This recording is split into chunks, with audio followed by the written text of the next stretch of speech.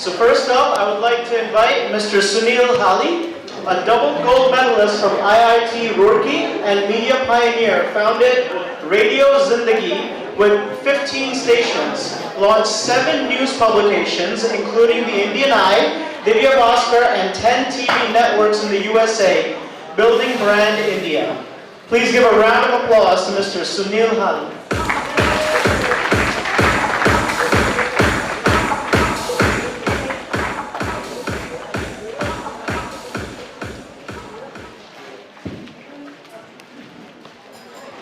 Before I start, I want to fondly remember the journey in Long Island, seeing this man grow up from a young boy supporting his parents on this cause. I don't know even if he knew the cause at that time, and becoming a doctor where he has dedicated his life to serve the humanity in the healthcare. Doctor, we are proud of you as our son. Give him a big round.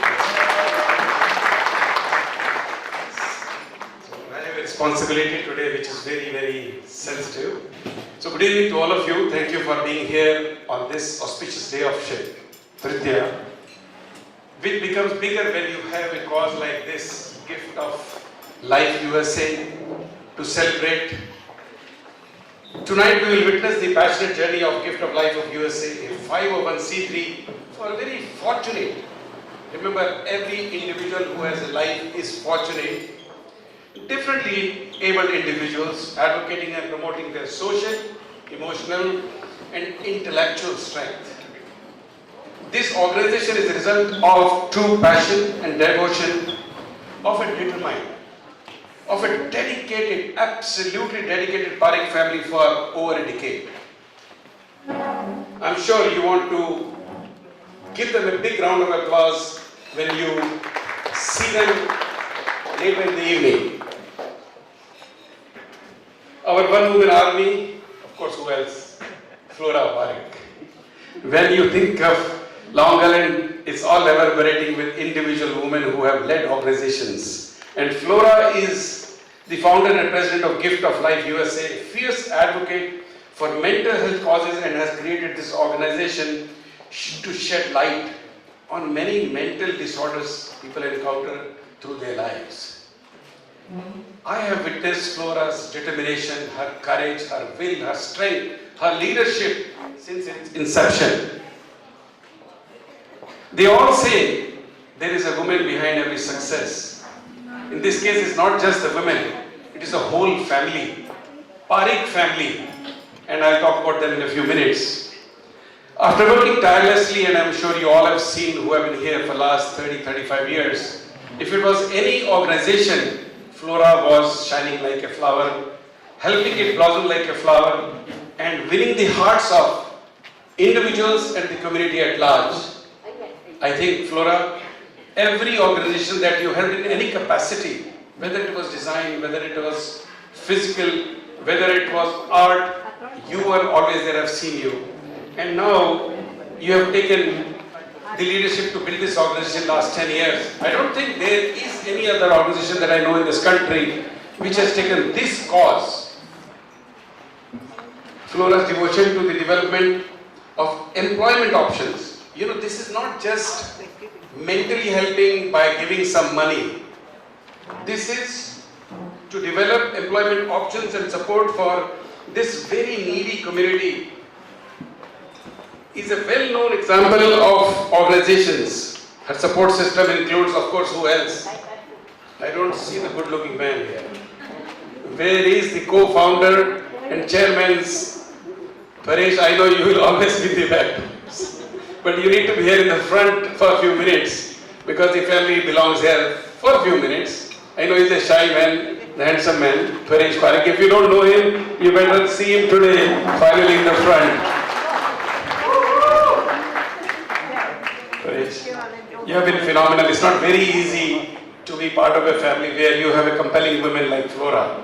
To let her do what she wants to do and be a part of it, and then groom a son who is also committed to the cause of human life.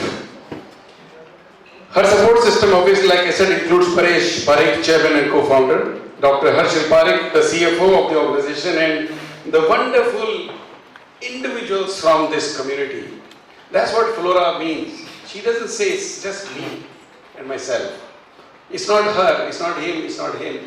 She told me personally that she feels so grateful to every individual over this 10 years of a journey who have made it happen.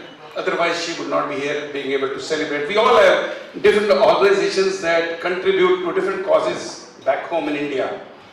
But this is a global cause. This is a cause, as the name says, Gift of Life USA. We all came here to make money, but very few of us think of giving life or helping extend the life. I think she deserves a standing ovation. Flora Parekh to you, the president and the founder of Gift of Life USA.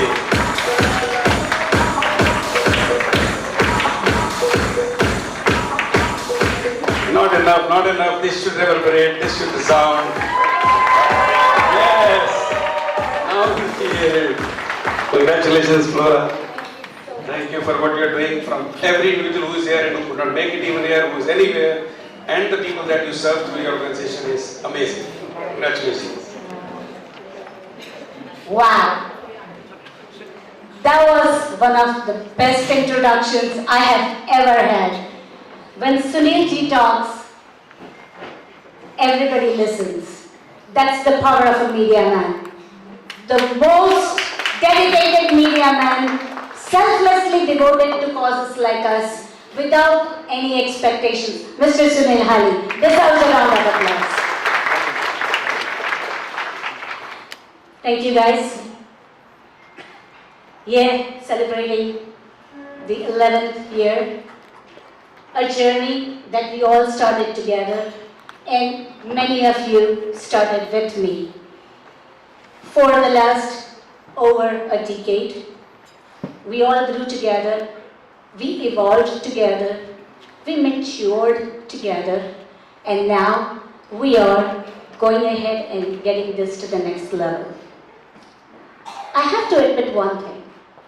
This year, every year, my backbone is, of course, the family and the executive committee that supports, and all you guys.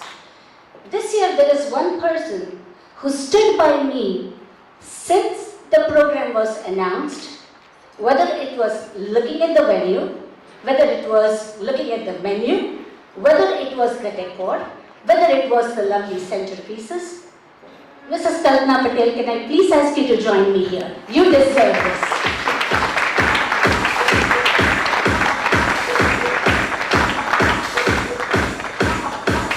A journey which we will grow together and we will live together.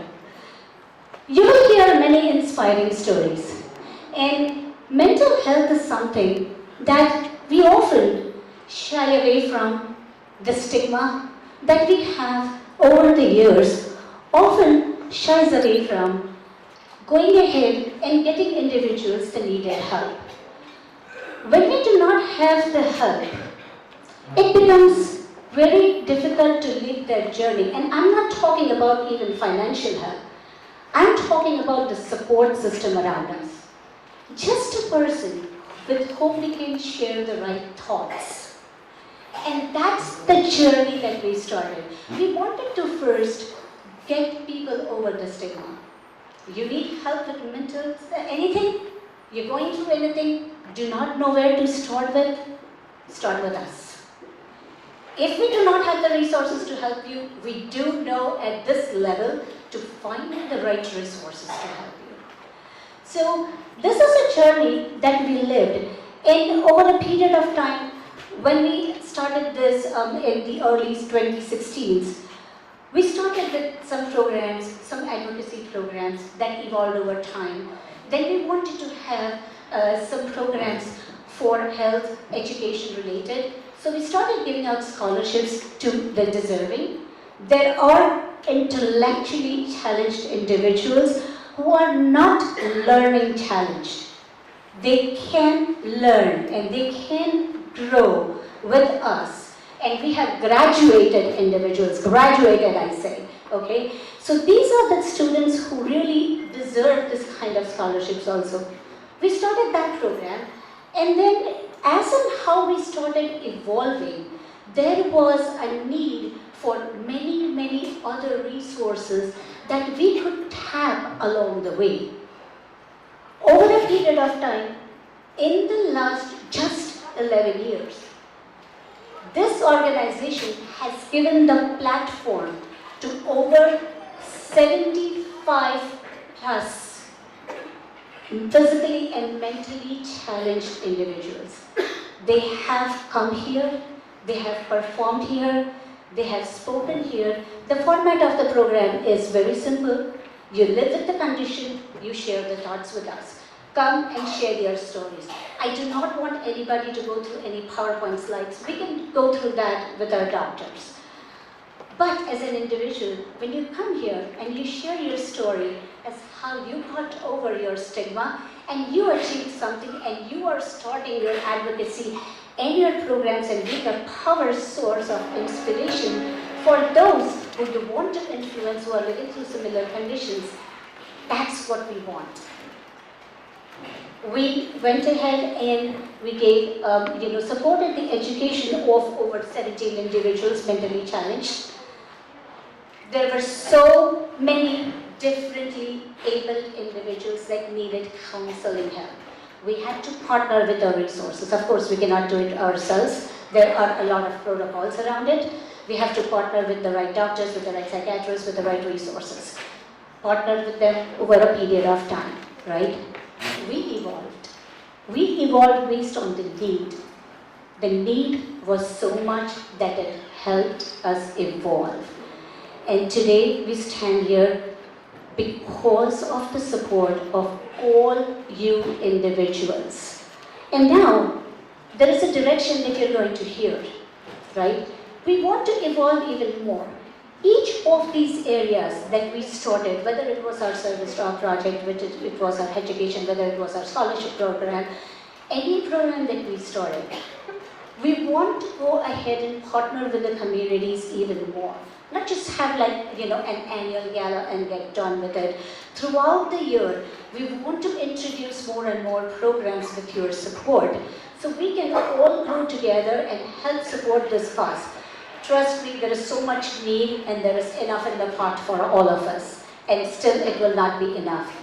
So let's go ahead and join hands together and take this to a level, and with people like you guys, and with our dedicated sponsors and the speakers, incredible speakers we have tonight. Okay, we have more than 15 doctors in this audience. We have over 18 plus organization presidents in this, and we're going to go through over that in our thank you notes. We're going to announce each and every president and the doctors also as well. But at this moment, let's think about it for a second.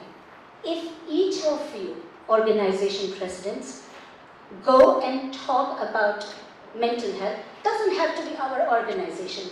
Just talk about the work that is being done. Talk about the passion that is being done. Talk about the need. Talk to 10 people. Talk to 10 people who you do not see in this audience. Imagine the kind of community we build for advocating this. Am I going to do this myself? I'm not going to do this myself. I'm going to do this with your help. Why will you help? Because you believe in the cause. Why are you here? Not because you wanted to go ahead and have a nice evening. You wanted to be there for a cause that grows, that speaks. Okay? So let's go ahead and tell 10 people about what we learned tonight. Don't have to advocate for gift of life, let's say. Don't have to do it. That's not the motto here. The goal is to help this mentally challenged. Support the cause, the concept, the need, not the people.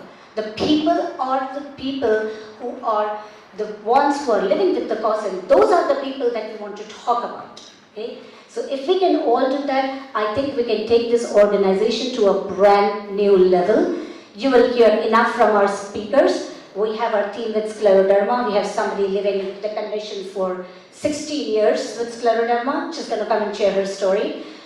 We have another incredible speaker living with borderline personality disorder and post-traumatic stress disorder. She's going to share her stories. We have on top of that we have our keynote speaker, and he is absolutely amazing and outstanding. And before I leave, I wanted to give a standing ovation to Dr. Sashi Patel, our keynote speaker.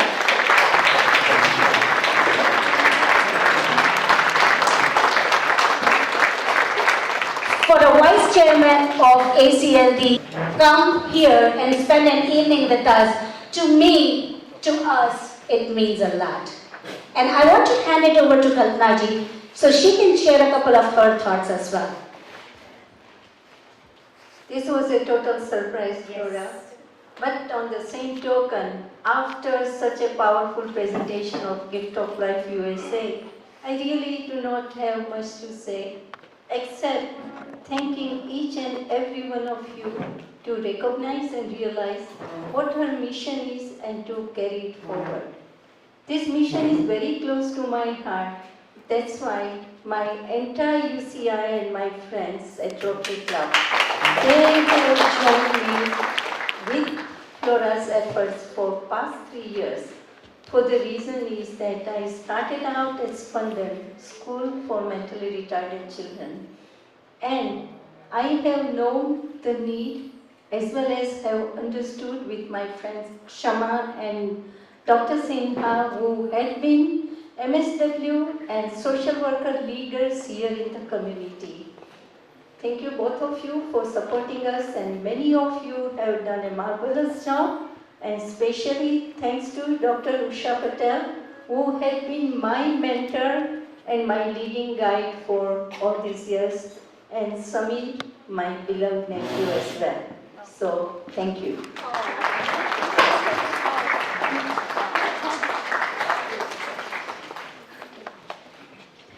Alright, and without any further ado, I don't want to steal the thunder from our Master of Ceremonies tonight, Dr. Harshal Patel. No, Dr. Harshal Parekh.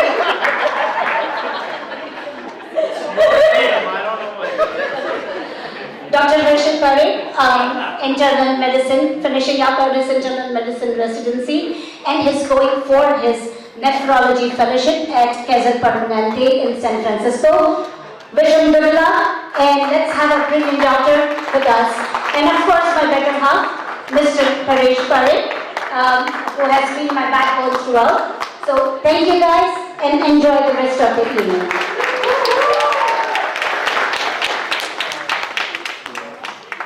How is it that I'm the doctor and she still manages to work harder than I do? Yeah, that's okay. Go ahead. Okay, so without further ado, thank you so much for that wonderful introduction, as well as wonderful speech. It's time to hear from our inspiring role model, Tiffany, living with borderline personality disorder and anxiety disorder. With a long journey since she was almost 4 years old, enduring physical, emotional, and sexual abuse inflicted by a family member, Tiffany's childhood was in a cycle of fear, nightmares, and constant anxiety, with suicide attempts throughout her life cycle. However, the way she handled herself and has now turned into an advocate, inspiring the lives of several, is truly inspiring. Let's hear from Tiffany about her inspiring journey and thoughts on borderline personality disorder as well as post-traumatic stress disorder. Can I have Tiffany up here?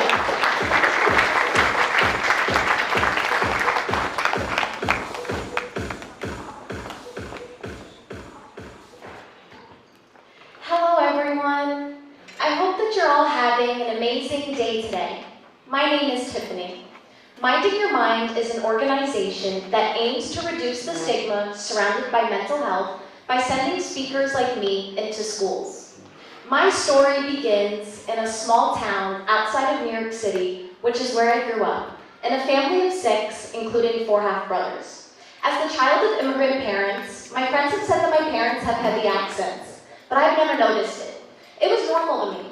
There were a lot of things that were normal to me that seemed really abnormal to other people. Growing up, I always noticed how my eyes were much more different than everyone else's, and I struggled to understand why they looked different. This made me feel out of place and uncomfortable, like there was something about me that just didn't quite fit. This feeling had stuck with me. and I found it hard to shake that sense of being different. Quite often, I would be sitting in church or at my desk at school, and then suddenly, my brain would feel like it's on fire with a painful headache. And every time I looked at my hands, they were shaking, which made me panic more to the point I ran out of my last breath. Before I knew it, I wasn't just a quiet kid anymore. I was silent. By the time that I was 15, I was diagnosed with anxiety, depression, and PTSD. My teachers had noticed and grew concerned, but they didn't understand the real reason behind my silence. My oldest brother was nearly 20 years older than me and worked as a janitor starting from when I was in kindergarten and continuing all throughout high school. The thought of monsters lurking in the dark was already frightening enough, but seeing him, like a shadowy figure from those fears, roaming the same halls as me during the day, made me even more afraid to talk, because he was always watching me.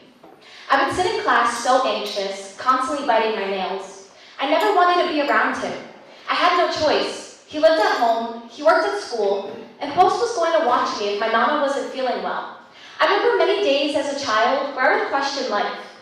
What if I can never truly get away from him? In class, I would write many sad poems, and then my teachers would finally grow more concerned, because I loved writing sad poems. The mind is a very powerful place, and one negative thought can lead to 100 negative thoughts. I would constantly wonder why every day was a bad day. The worst part was enduring mental, physical, and sexual abuse from my brother. What made it harder was that when I tried to talk about it, no one in my family believed me. My parents struggled understanding things from my point of view. I was always a shy, quiet kid, and I didn't have a voice. I was silent. This trauma has affected every aspect of my life. How I viewed myself, how I viewed others, how I trusted or didn't trust people, and even how I slept. Soon enough, the negative thinking began to feel like an inescapable loop. I was having a lot of negative thoughts that wouldn't stop. The abuse was getting worse, and I kept telling myself, things are never going to get better. I felt like I was trapped in a bubble, and that's when I had faced a crucial choice. Either seek help or end my life.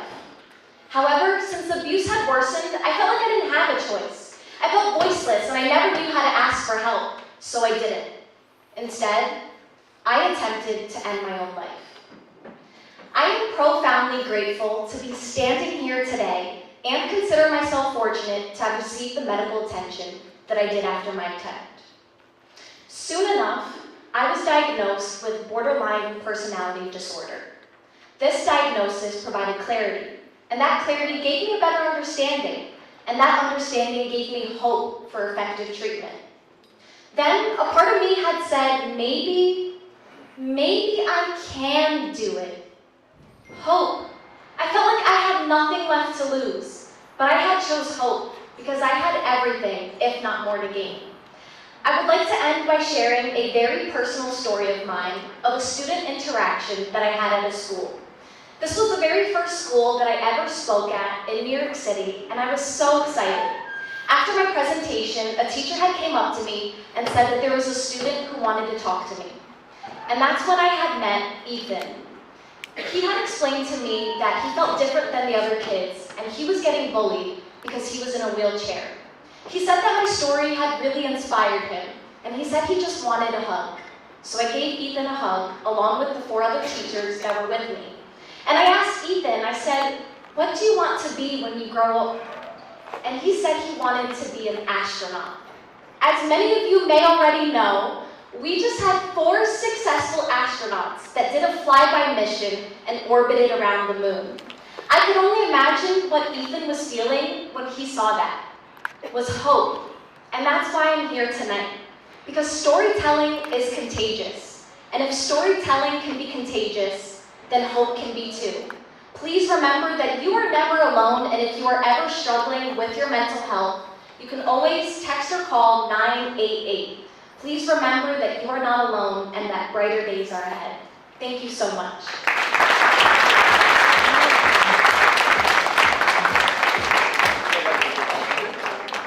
Wonderful. Let's have another round of applause.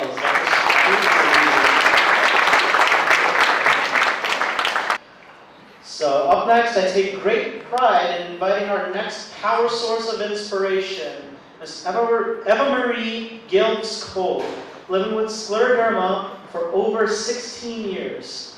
Eva Marie is a passionate advocate working tirelessly to raise awareness about scleroderma and to support those affected by the disease.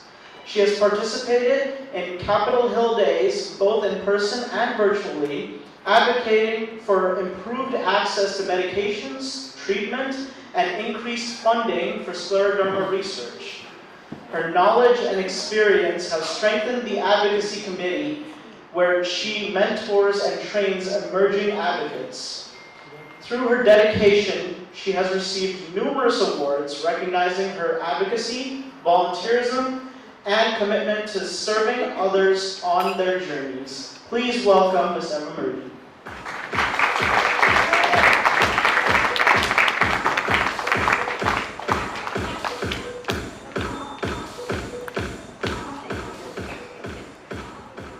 Wow, I don't know if I could outdo Tiffany. That was pretty inspirational, I think. Thank you for sharing your story. And that cocktail hour, amazing. I want to first say thank you to Flora and the Gift of Life USA for inviting me today to speak. My name is Eva, for short. I'm from Queens, New York, and I wanted to share my story about scleroderma. Just a quick hand, has anybody heard about scleroderma? Does anyone know? Okay, one hand, and guess what? I'm 1 in 300,000 people living in the United States with scleroderma. About 17, 18 years ago, I was misdiagnosed originally with lupus. I was very depressed. I walked into the doctor's office, these sausage fingers, cramped up, black and blue, red, white, and blue fingers, and my hands started curling, and I felt like I couldn't get through the day. I was so overwhelmed. Well, after 3 doctors and a correct diagnosis, I was given those words, "You have scleroderma." Scleroderma is a rare, chronic, progressive autoimmune disease that basically it really involves the skin, and skin's our biggest organ, and it can affect the internal organs, such as the heart, kidneys, and lungs. Well, 3 years in and out of the hospital, depressed, taking kind of meds to try to make me feel better. I contemplated suicide a couple of times, but I found a woman. I found my foundation. We all have a foundation we go to. Well, I found a scleroderma foundation, and I went to a support group. It changed my life. I met one girl in particular, and she said, "You're not going to die, honey. You just need to find the right doctors and the right resources and get on the right protocol, because none of us, there is not one scleroderma patient that is exactly the same. You just have to figure out what is your symptoms." Well, my symptoms were skin. I can't touch the floor anymore. I look like a beach whale trying to get off the sand off a beach. But it's okay, because you want to know what? I'm still going and I'm still fighting. Basically, this girl got me to support, got me to educational events, conferences, walks. I found my community. I was no longer alone. I've learned from patient stories, just like I learned Tiffany's story and the many speakers tonight. Hearing stories makes a difference in this world, because you learn from others good moments and bad moments. Basically, I turned lemons into lemonade, and I basically got out there and I said, I'm not going to have scleroderma own me. I'm taking control. I'm going to take the wheel, and I'm going to let scleroderma know. Well, it took many specialists, many doctors, a lot of exercise, physical therapy, occupational therapy, and you know what? I'm killing in these fields right now, but I'm here. Basically, I took control and I changed my direction. But at the initial diagnosis, I was very alone. I had no one to really talk to. Family and friends couldn't direct me in the correct spot. So basically, my community helped me get there with the love and support of my husband and my son. We found ways to adjust things in the house where I can basically grab things, opening up water bottles. If you haven't noticed, I have very curled, calcified hands full of ulcers and calcium deposits, but they helped me get through that, and basically I started owning my journey.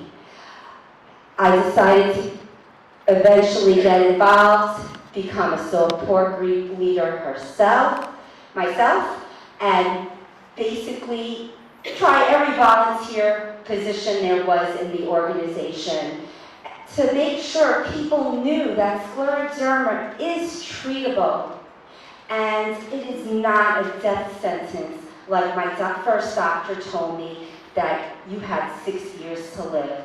Well, I'm here 17 years and I'm owning this journey.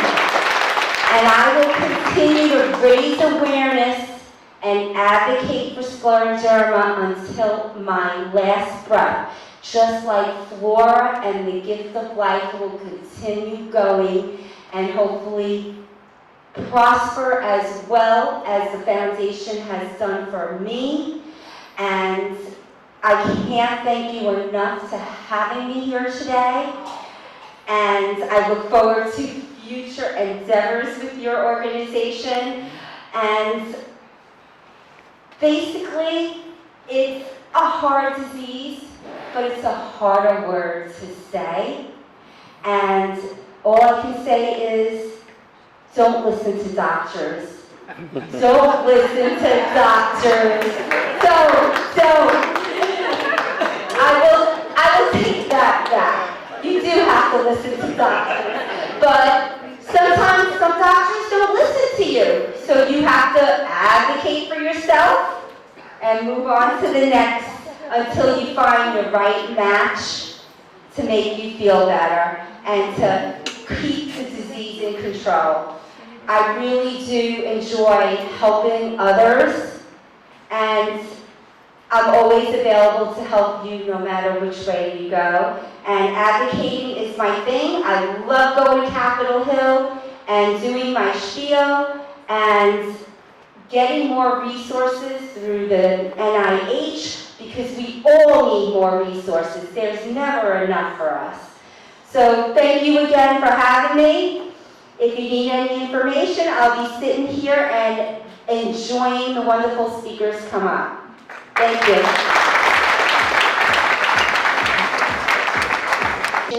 And for all your time tonight, thank you so much. Thank you. I really thank you. You are an inspirational person. When you called me to ask me to speak tonight, I was honored. And of course, we're researchers, right? We research everything, so I learned all about your organization and everything. So I look forward to being in your life for many, many moons. Oh, you forgot. I also called you to ask what hair color are you wearing? Oh, and that is beautiful! I was a blonde for a long time, but you know, that blonde was over with the fun, so she got to do that. Thank you. All right. Wasn't that wonderful? Please give her another round of applause. That was amazing insight. Up next, we have, I'd like to invite Dr. Bhupi Patel to introduce our keynote speaker. Dr. Bhupi, a doctor of medicine who heals with love and is an important and inspirational voice for the thriving Indian American community for decades. Please give a round of applause to Dr. Bhuti Patel.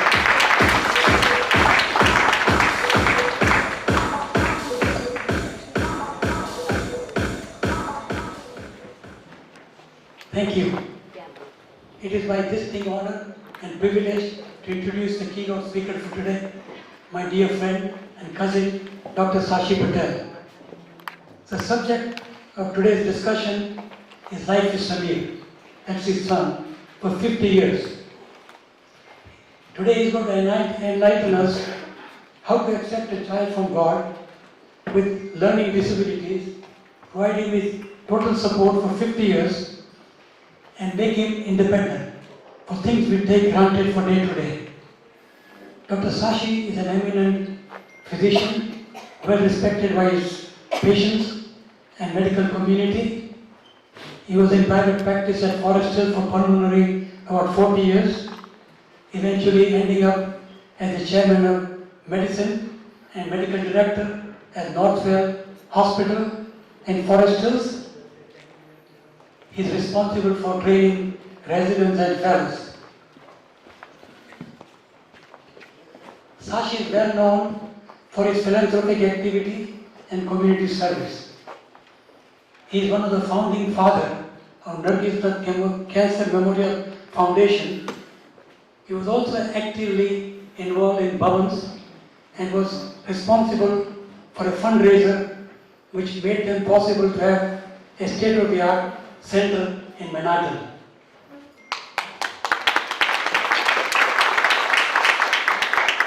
Sashi is also responsible for fundraising activity for Gujarat Samaj of New York. The building which you see on a Horace Harding Expressway is one of his help also.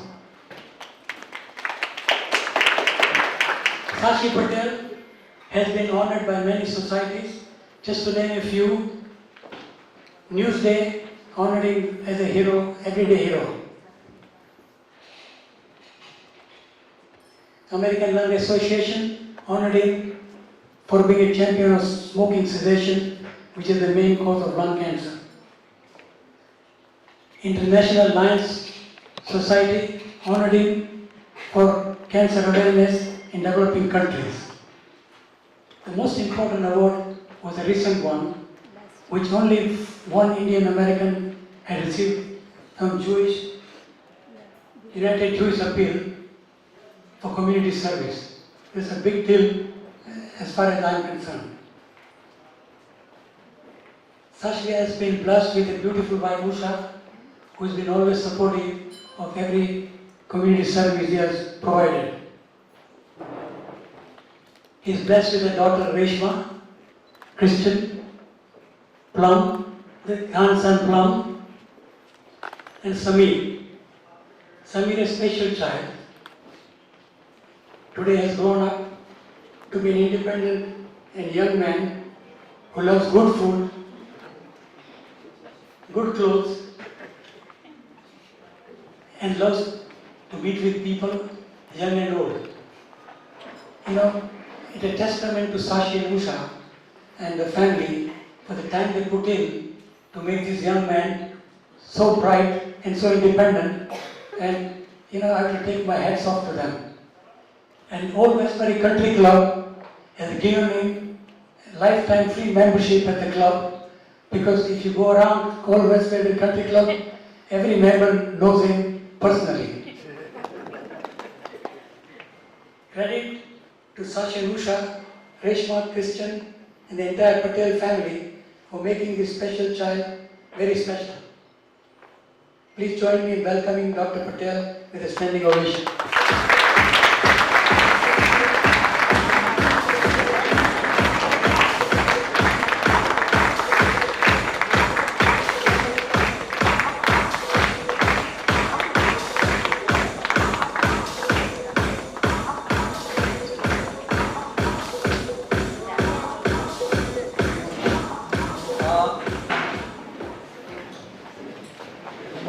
I haven't written a speech, but when I saw other speakers speak from their heart, I decided I want to read one. First, I have to commend Tiffany. An amazing story. I said at the beginning, after taking charge, she has become an example of what evil we can fight off. And there's plenty of evil in our society, more so now than ever. And I commend that young lady, Anna Marie, is that the name? It's on my list. Anyway, scleroderma it's a very difficult disease. Almost when we diagnose, as physicians, we put the time on that. And she proved us wrong. And thank God for that. That's right.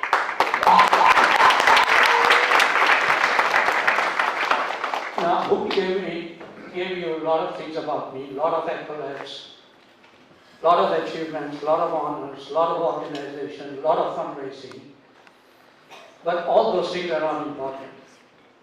Today I stand before you as a proud parent of Samir Patel, who will be almost 51 soon.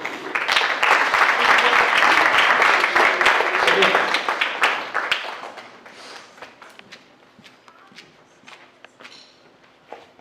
this is our journey together. It started on May 8th, 1975. Like any parents, we were very excited. Samir was born, good looking,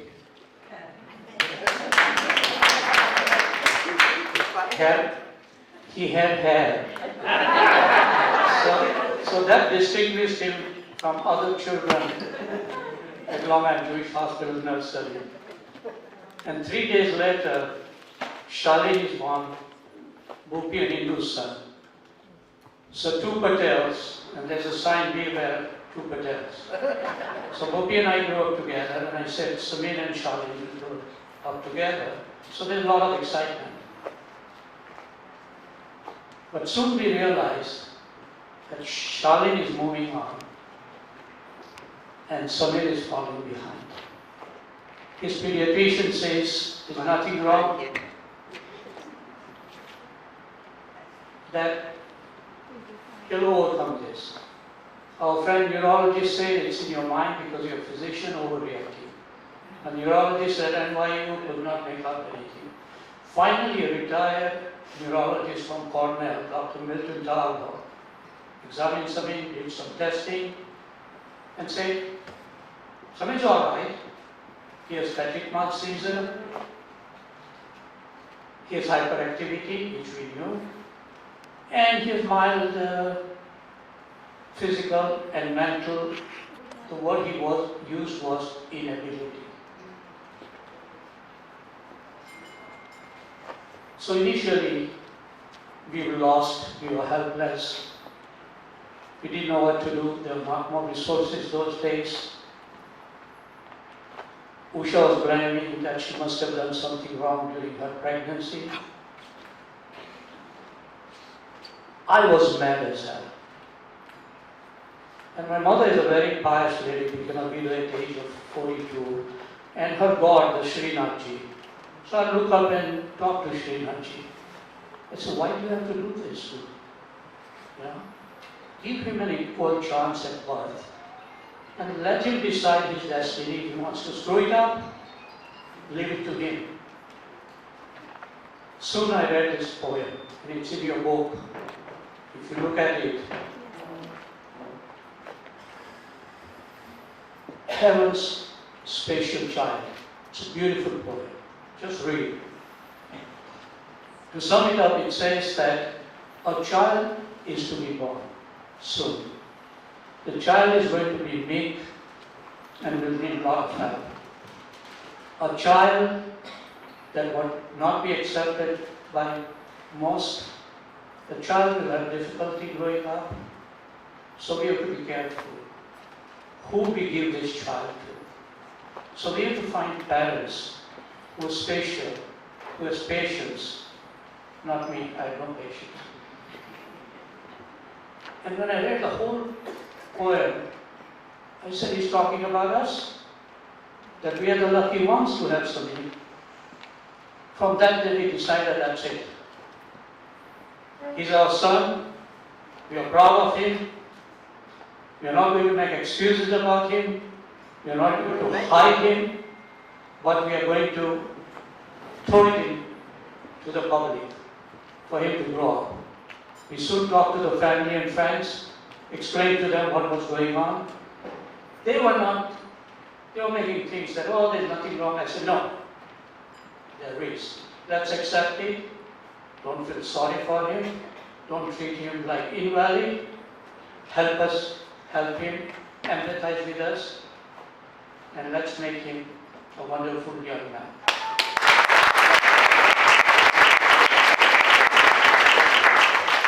So initial years were difficult for some. Brushing teeth with coordination problem, bathing, putting buttons, tying shoelaces, subsequently shaving, the mirror image. Everything was difficult. But I see him every morning, struggle through that. And when I see him, it gives me so much encouragement to go and do something more than what I do. Name one. Oh, a lot of things. So, of course, there was a lot of pleasure also. His hyperactivity was controlled with medications. Literally, amphetamine, which we use, is stimulators. But in an individual like Samir, it depresses him, activity. And then we read that caffeine is good for him. So when he was 8 years old and I was at an Italian restaurant, I ordered an espresso.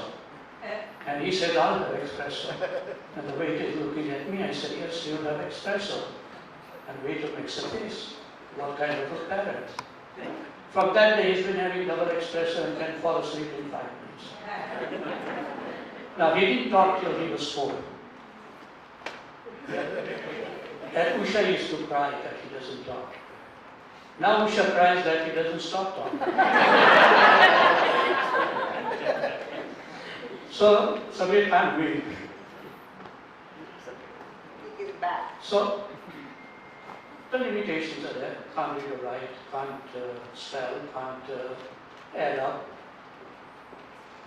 But that's not important. What he can do is more important.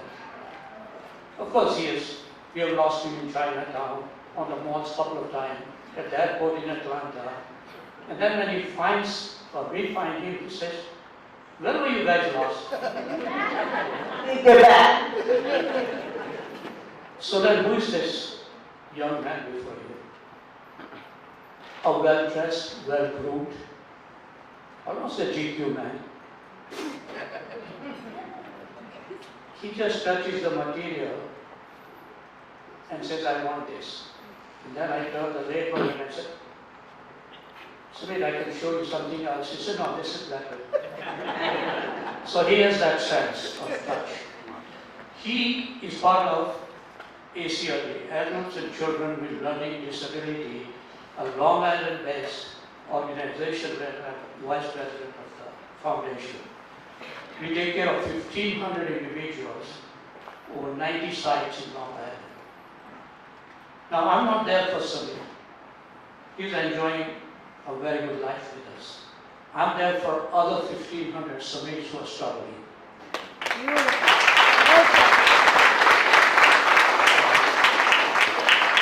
I don't want them to have just their existence.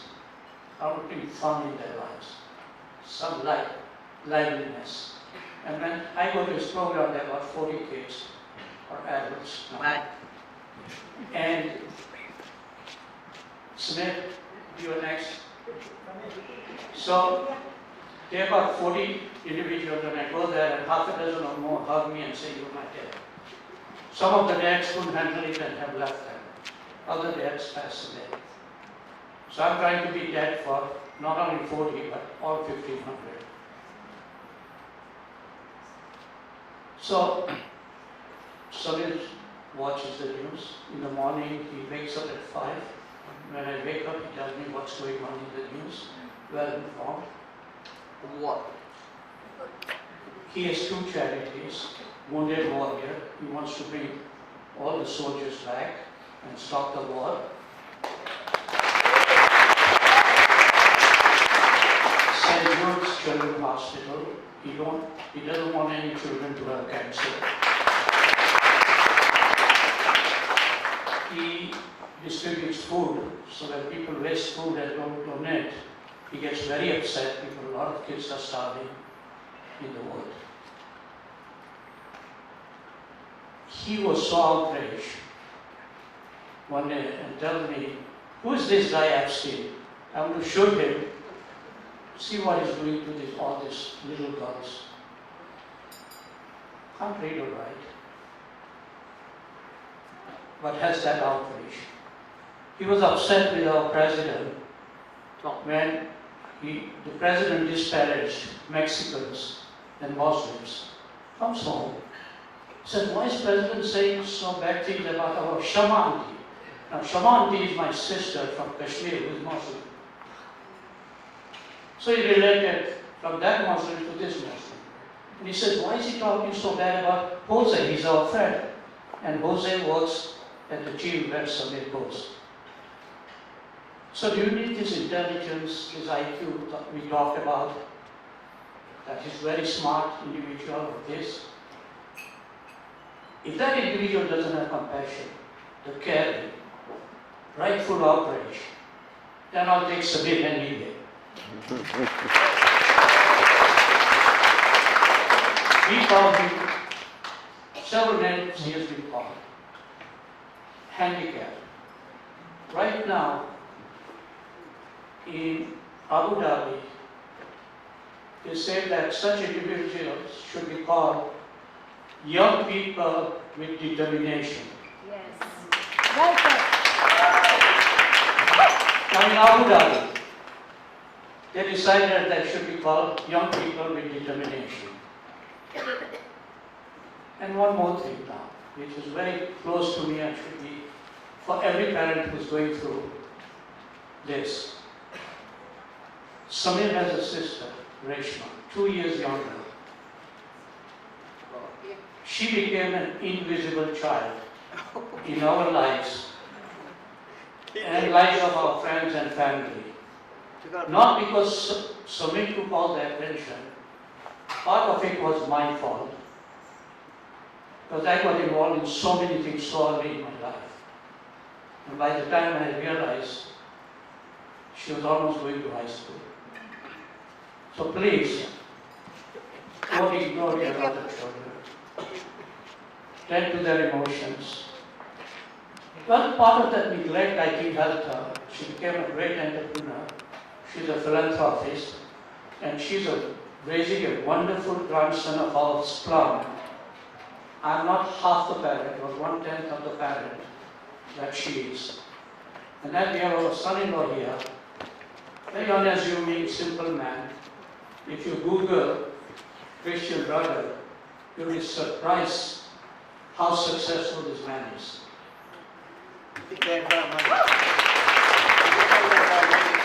And now I'm coming to our grandson, whom we are going to hand you over to this organization. Oh, truly. Plum, I'm not going to talk about him, about 3 languages, highly intelligent, plays piano, sings, is in the band with his father, and so many other achievements. From the time he was little, I said, Plum, what is important for Dadaji? Dadaji is respect. She's the most respectful individual, humble, Smart. kind, Smart. very smart, very smart.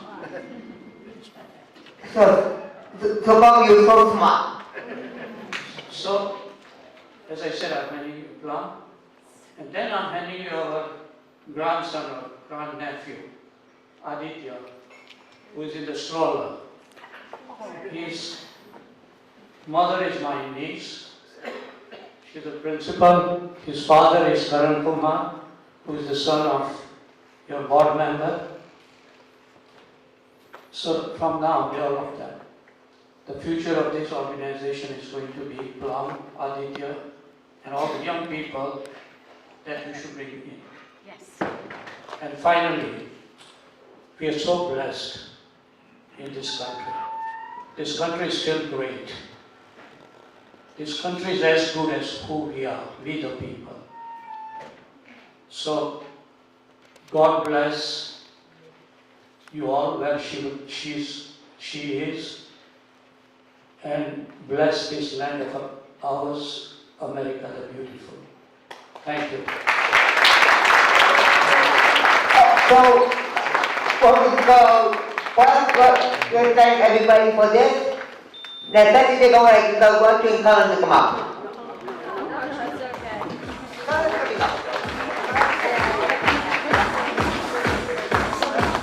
So, first I'm going to take a great bow, and I want to take my best the effort. Encourage you, great dad. Just 30 seconds. Another forgotten person in my life. The most charming lady, intelligent. I don't know how she married me. My bride of 54 years.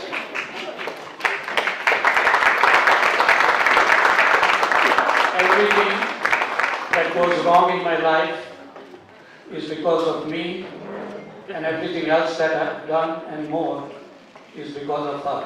Usha, love you. She's not upset publicly, love me.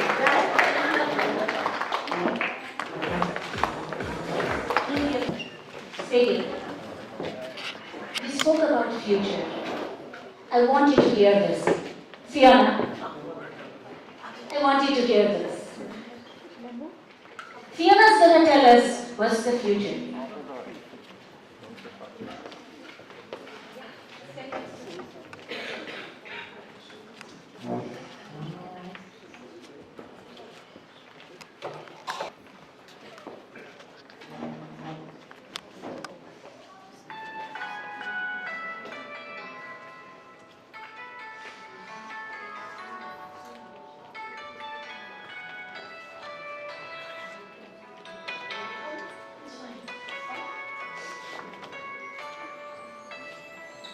I believe the children are our future.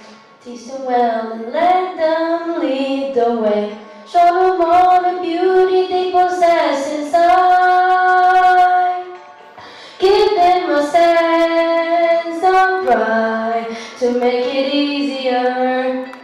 Let the children's laughter remind us how we used to be. Everybody searching for a hero. People need someone to look up to. I never found anyone who fulfilled my needs.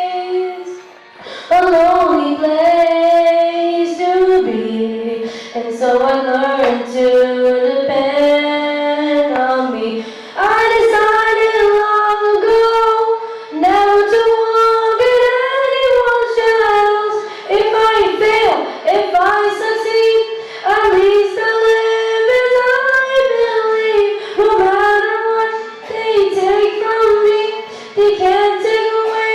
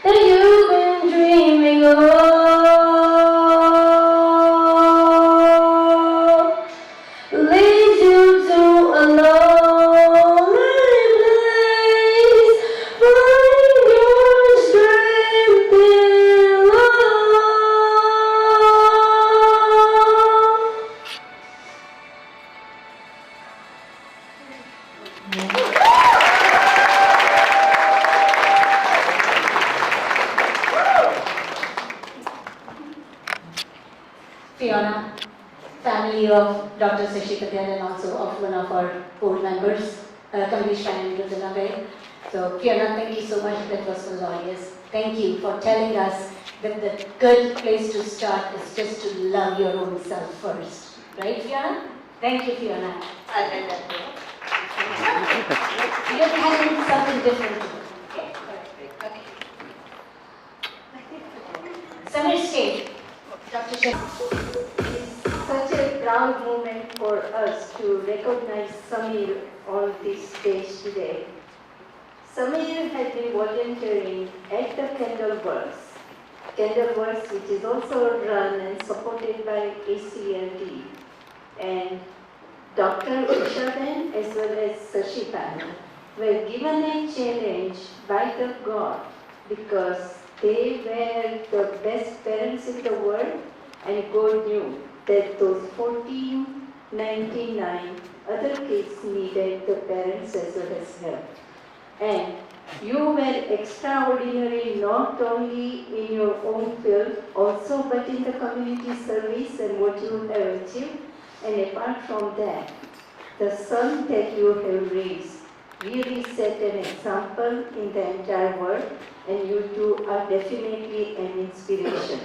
And this story has to be published, and I request Sunil Hari in the media definitely take this initiative a little further and convey this message to the entire world. So with this proud moment, we would like to recognize Samir, Ushaben and Sashi Parekh.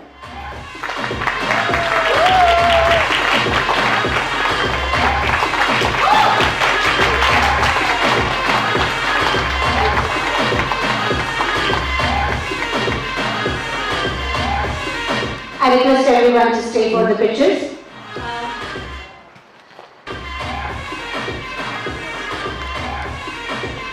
Please take the picture, everybody. Please stay.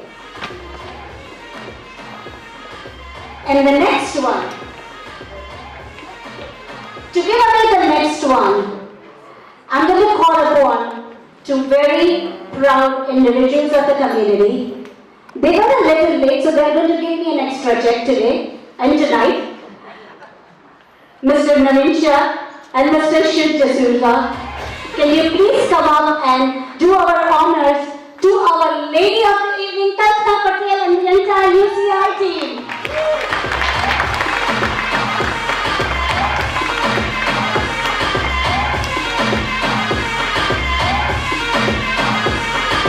Uniform.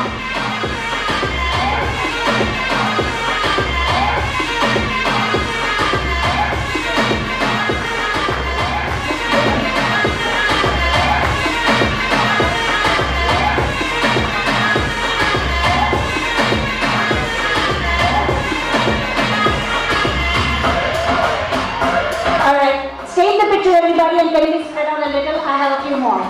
Sorry.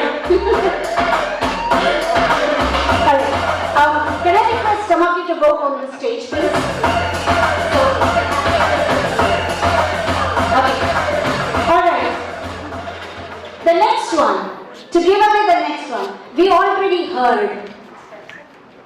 He has 50 golden years of media, selflessly devoting his time to no matter what organization is involved with, the one and only, the golden man, Mr. Sterling Hicksville.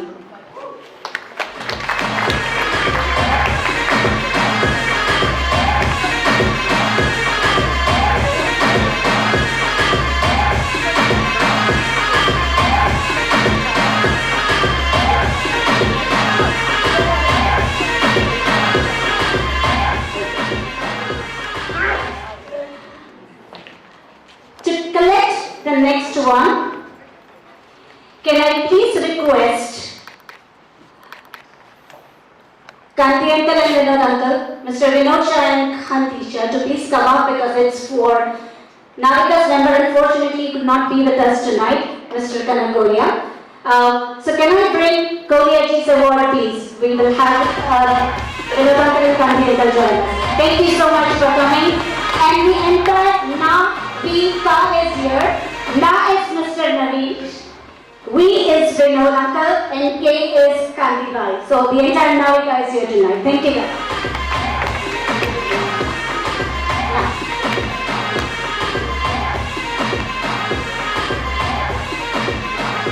We have our sponsors tonight. One of our major sponsors, Darshna and Chetan Mehta. Can you please come up? And thank you so much for your support all over. And to do the honors, can I request Haridas Uncle Ji to please join us in the picture? Aye, Uncle Ji.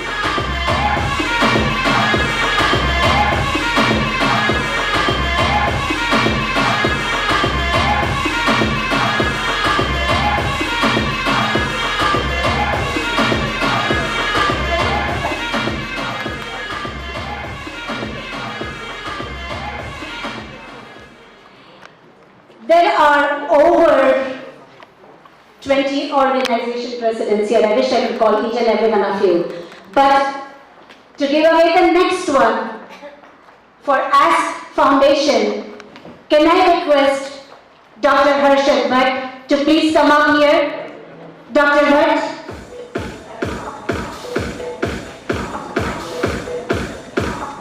My US daddy.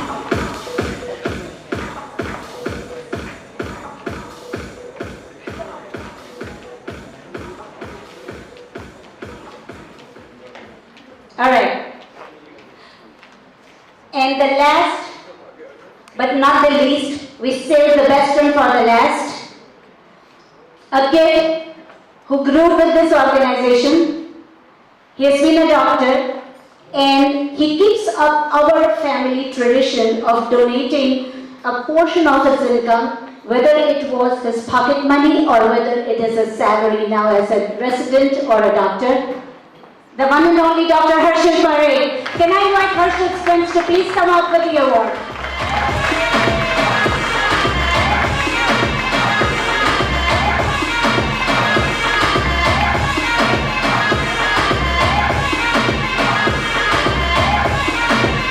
There are so many lovely people in the audience. Mukund bhai, please come up and join us.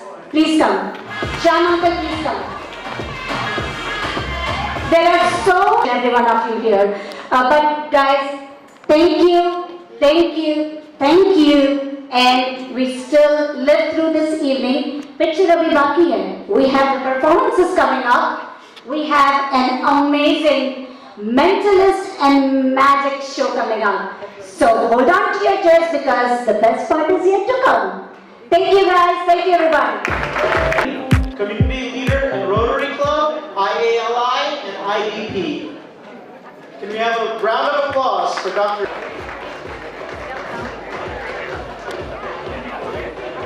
Thank you, Mercy, for a beautiful introduction. Last week, under the platform of Rotary Club of Hicksville South, we were able to do a seminar on special needs, and we had a very esteemed speaker in our seminar, Mausam Mascorali. And today, we want to recognize presence of Mausam Nihali Mascorali. Mausam comes from a medical background. She practiced as a respiratory therapist in New York City for 10 plus years.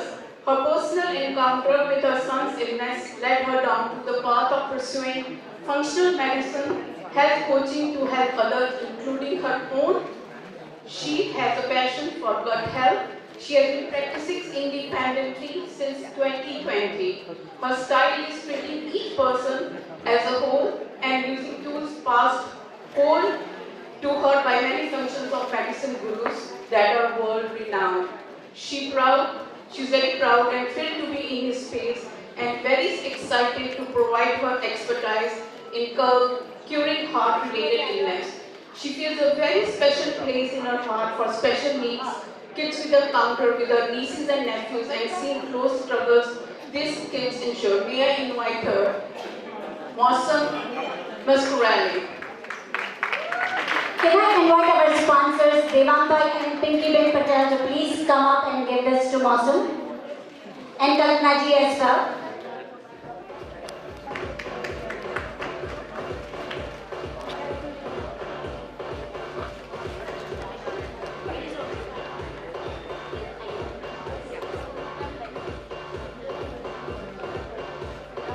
Thank you. Here you go. One more. Thank you. So up next, I would like to invite Ms. Jyoti Gupta to introduce our authentic dancer.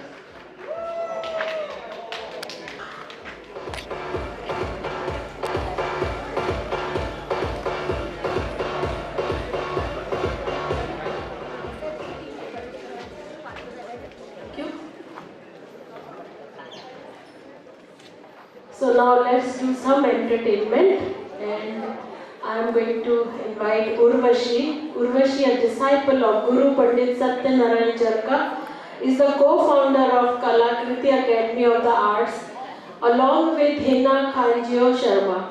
At Kalakriti, they are deeply passionate about teaching and mentorship. Urvashi will be performing a classic Tarana set in Rag Darbari and Tal Teen Tal. She will conclude her piece with Mohe Rang De Lal from the movie Bajirao Mastani. Both songs having been composed by the late Pandit Vibhushan Pandit Birju Maharaj Ji. Give a big round of applause to Urvashi.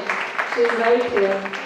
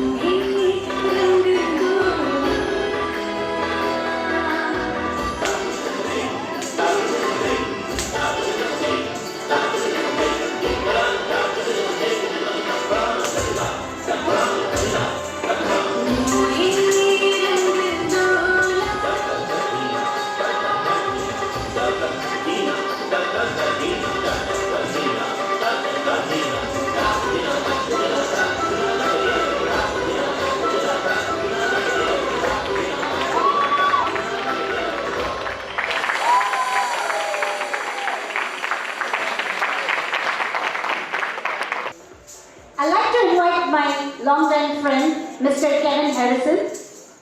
What is the best gift you can give to your mother? This kid has given his kidney to his mother.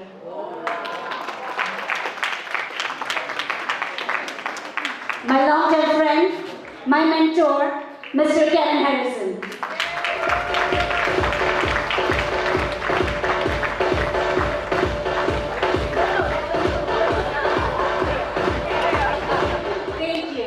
Thank you, Kevin, and thank you for everything you do. Thank you, Urvashi. That was incredible. Another round of applause. That was incredible. So up next, I would like to invite Ms. Shashi Malikji to introduce our next speaker.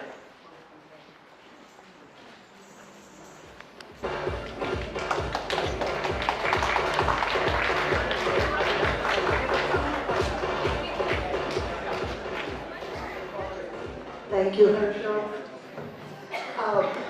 Before I invite our esteemed next speaker, I want to make sure that you, all of you, don't you feel connected to this organization?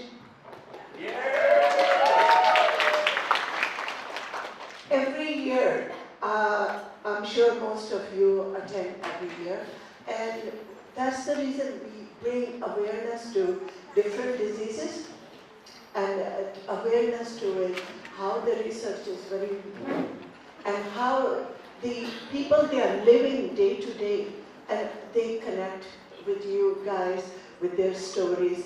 And so Dr. Malik is a certified child and adult psychiatrist who currently runs a private practice, a group called Wander Ears Psychiatrist Services with 3 locations in Brooklyn, Garden City and Morristown, New Jersey. And before starting his practice in 2016, Dr. Malik worked as a non-profit organization MA and teaching position in Tufts University and used to teach mentor psychiatrist residents. His area of interest includes TMS and Kent. Dr. Malik.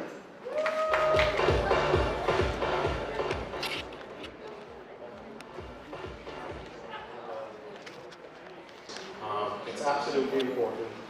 In my line of work, when somebody comes to my office and we sit down, unlike many other medical practices, the first thing we do is we just sit down and do history taking, right? And from the patient's perspective, what is history taking? History taking is basically they telling their stories in their vernacular and telling me what's really going on.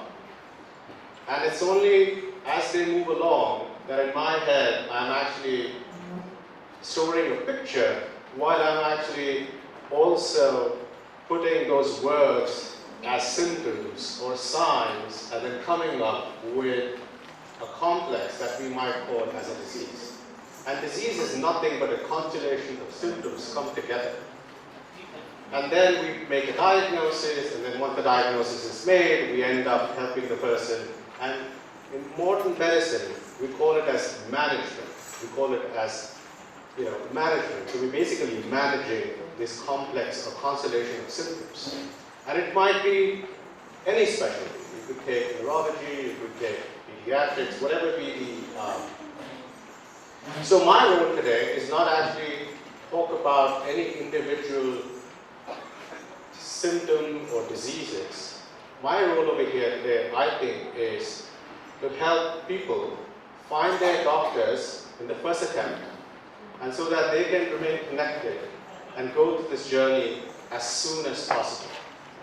My role over here is actually to tell you certain guide points so that you can find in your family whether somebody is actually currently suffering and they're not telling you. Maybe they have depression, maybe they have anxiety, maybe they have something else going on. And so the role over here is to actually just to give you an overview.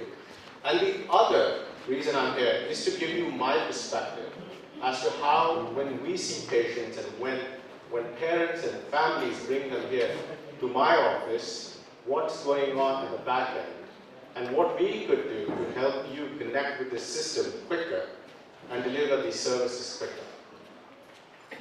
So just to bother you with certain numbers, I just wanted to tell you certain numbers. Most of you know these numbers. Depression. About 5 to 6% of the world's population currently is depressed. You know how much that number is? That's about 350 million people right now. People are paying attention. Many of these numbers are higher than the most common medical diagnosis that people have as we speak right now. We will talk about hypertension, we will talk about diabetes, but if you look at these numbers are really high, really high. So what are the problems? One of the big problems is accessibility. It is really difficult to find a person like me. Not trying to brag, but it is the reality. If I have to find someone in my family to get psychiatric care, even though I'm connected or I am the system, it's going to be super hard for me to find someone.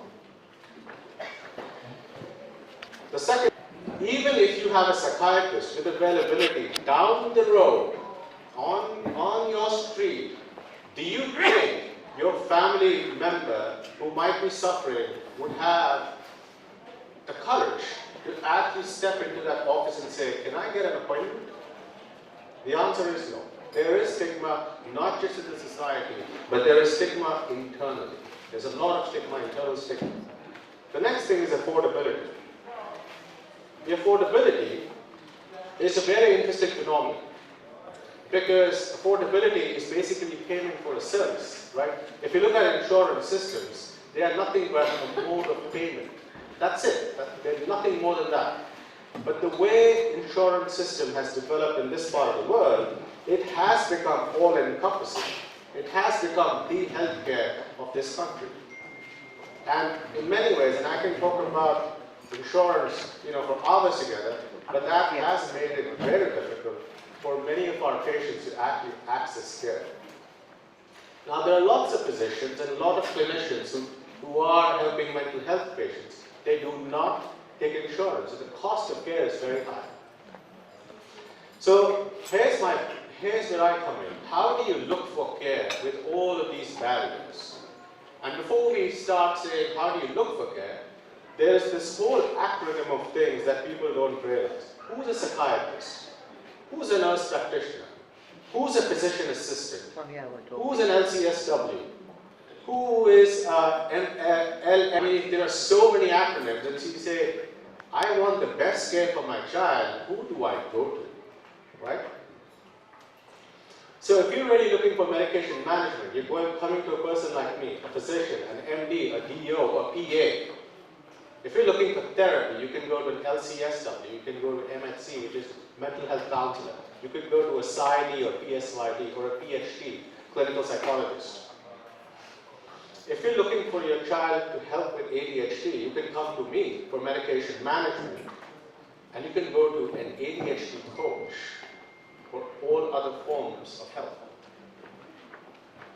Now, how do we identify signs and symptoms, if there are any, in our family? You know, all of us have dealt with fever, right? Fever is not a diagnosis. Fever is a symptom. If I have fever, my mom would know there's something wrong. What would she do? Give me, I don't know, take an appointment with my pediatrician, take me there, and the pediatrician might say, looks like might be viral, might be bacterial, we need to run tests, so on and so forth, right? What is the fever of mental health? The fever of mental health is easy irritability. Irritability is one of the most common presenting symptoms in psychiatry. If I'm anxious, I could be irritable. If I'm depressed, I could be irritable. If I'm psychotic, I could be irritable. If I'm bipolar, I could be irritable, right? So one of the most common signs of mental health problems is irritability. If we start talking about certain specific, and this is important because in private practice, a sleep cycle. When our sleep cycle is off, there is something wrong. It could be medical, it could be psychiatric. Again, ask the question, what's going on? Now, one very common problem that happens in a lot of homes is that we keep it buried till it explodes. And one of the biggest nightmares for a parent is if a child goes out and hurts themselves. Suicidal ideation or attempt. What do we do? The first thing we do, we don't waste time. No matter what it is. Patients call me, doctor, you do private practice, can I call you if something was wrong? I say, when you call me, you're wasting time. When there is something like this, do not waste time. You call 911. Do not stigmatize this, just call. Safety first. If you have young or adolescent kids in your home, right? Before you buy them an iPad, before you buy them a phone, before you get anything, one of the first things you need to get is that opioid overdose in your medicine cabinet. No matter how safe your child looks, you need to have an opioid antagonist in your home. I know of my own family members who look absolutely fine, who knows, but some of them died and there is suspicion, right? Always have one of those things at your home. It's like the Band-Aid that you would have in your home when your children were 5, 6, 7 years of age, right? Okay. Now, we also need to know what happens when we call 911, what happens when we have an emergency. I represent the outpatient. But what would happen in an inpatient unit? Because that stigma is what prevents a lot of people from asking for help. The reason is, well, if we were to call the ambulance, my child or my sister or my brother is going to be in the hospital, in a psychiatric hospital. What are we going to do with that? Well, quickly speaking, that's a place, yes, it is locked, but it is safe. And not only is your child or relative getting psychiatric care, but they might actually end up getting medical help, which was also not there. Well, I could go on and on, but I just wanted to give you all an overview of what we can all provide. And please do not shy away from getting help, whether it's calling 911 or going online and looking for someone like me. Thank you for listening.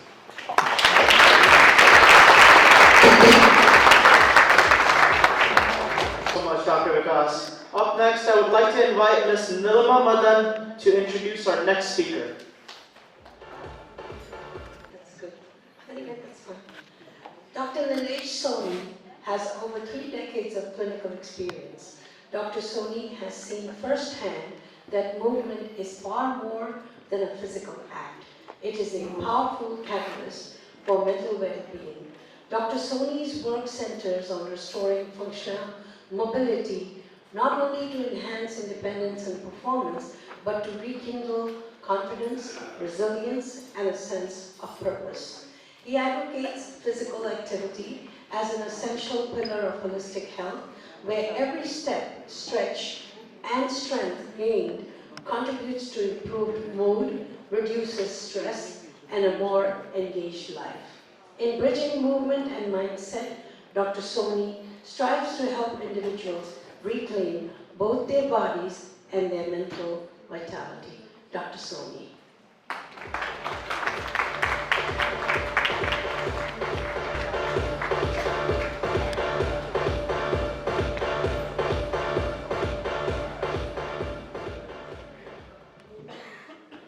Good evening, everybody, and namaste to everybody. So I guess I'm here to bridge the mind and body. So we've been hearing about how to evaluate and control our mind. So it's time to apply it to the body, right? And we've been studying for so long. So may I request everybody to stand up for a minute? Because you need blood flow to the brain too, and if you move your muscles, you're gonna have a little more excitement. And so before you sit down, I just want you to do a simple thing, very simple thing. Put your hands in front of you, and don't sit in anybody's lap. Just sit on the chair right behind you. Sit down.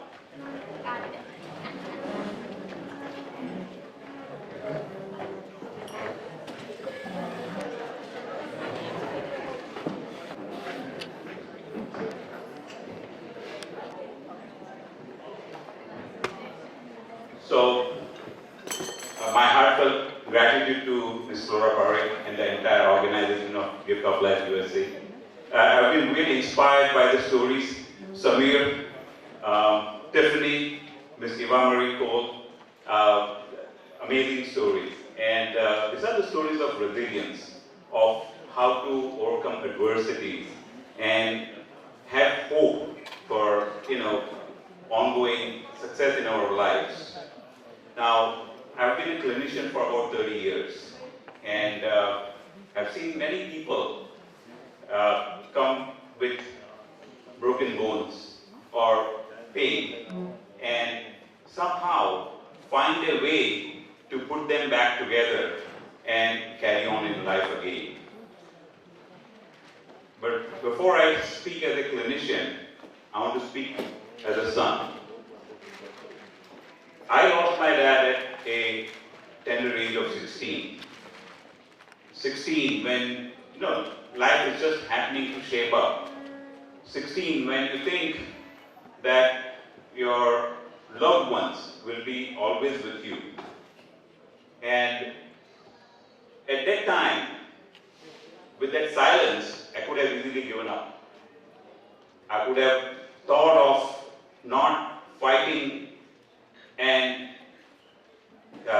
shut down, or may get a little sort of the negative part of the life.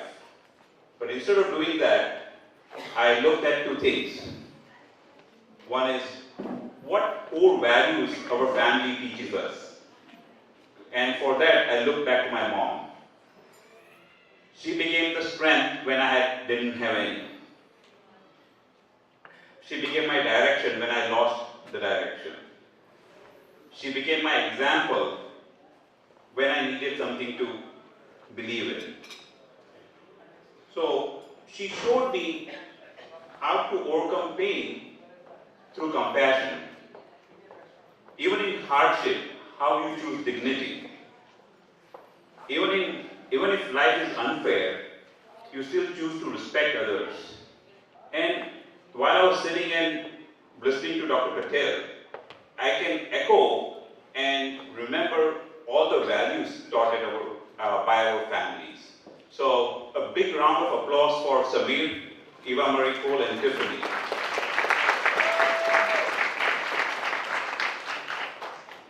lessons we learn, they become the foundation of what we become. I've spent countless hours in clinics where you see people concentrating on what they can, like a young man not able to play tennis as he was playing before, or a woman having a fracture and is regaining her trust in her own legs, or a person who waking up every day and negotiating through pain until they have had their first cup of coffee. But through my own journey, through my own story, that has allowed me to become more powerful in terms of delivering treatment to my patients. So when you treat patients, there are three things you need to remember. That they are not just a diagnosis.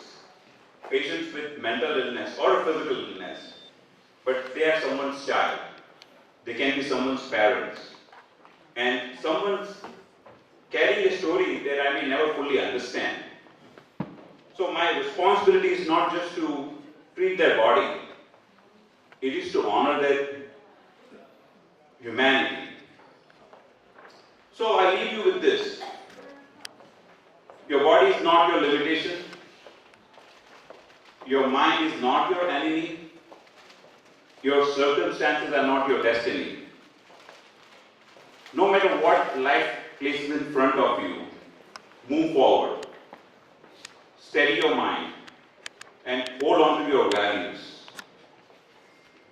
Because in the end, it is not what happens to you that defines you. It is how you respond, how you rise, and who you choose to become.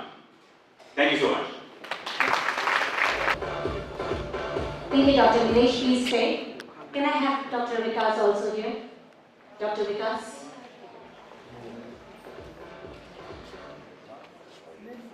Can I request Mr. Howard, our president of our Lions Club, to please honor Dr. Vikas? And can I request Mr. Bhadresh Acharya, the president of LIGCS, to please honor Dr. Soni?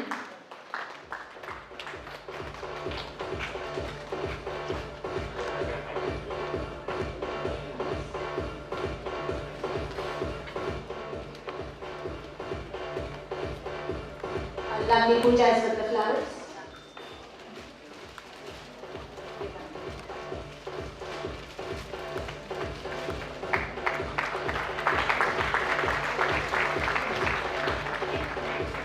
Thank you guys, you were amazing. Thank you so much. All right, up next we have something really exciting. Are we ready for some mentalism and magic? I need a little bit more than that, come on. So tie your seatbelts and get ready for a truly entertaining blending magic with comedy and music by Guinness World Record holder Ivan Michael.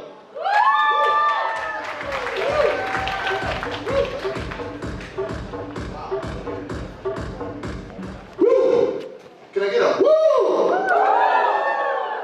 Woo! Let it out, everybody. Let it out. Let me hear some more woos, some more excitement. Get excited, get excited, get excited. We're here together. We're celebrating the Gift of Life USA Gala. And today's show is very special. We're going to do some magic together. Everybody say ooh.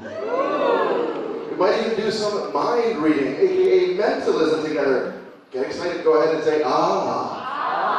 And we are going to have a bunch of audience participation. So if you avoid eye contact, you might get picked. You come up here in front of everybody. Actually, Flora might help me pick a few people throughout the show. Sure. Yeah. Wow. So is everybody ready for a fun show? Yeah. Perfect. Well, my name is Ivan Michael Stradienko, all the way from Smithtown. Yeah. Yes. Yes. I'm also a big fan of wrestling. Any wrestling fans in the house? WrestleMania weekend? We got one right there. And I'm a big lover of animals, but I promise I won't talk about that. Yeah, the last thing is, it's true if you've heard about this. In case you haven't, I actually broke a Guinness World Record. Wow. Yeah, so today I'm going to share some of my story with you about how I broke the world record. You see, it was a very weird story, and we're going to do some magic as we unfold the story. But here's the thing, you're going to see some amazing things in between the story tonight, and so when you see something amazing, I want you all to give a round of applause so I know that you're enjoying the show. Let's do a practice round of applause. Pretty good. And we might even need some help with the magic words tonight. And the magic words tonight are Gift of Life USA. Because great things happen when you say Gift of Life USA. I love that. So my journey started when I was 7 years old.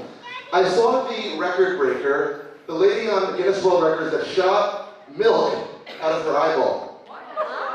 Yep, I was so shocked. I was amazed. I was fascinated. I wondered what would it look like if I broke one of those records. Right? So I thought, like, maybe I could lick my elbow. Didn't work. I thought maybe I could stuff as many pebbles in my nostril as I could. Bad idea. Bad idea.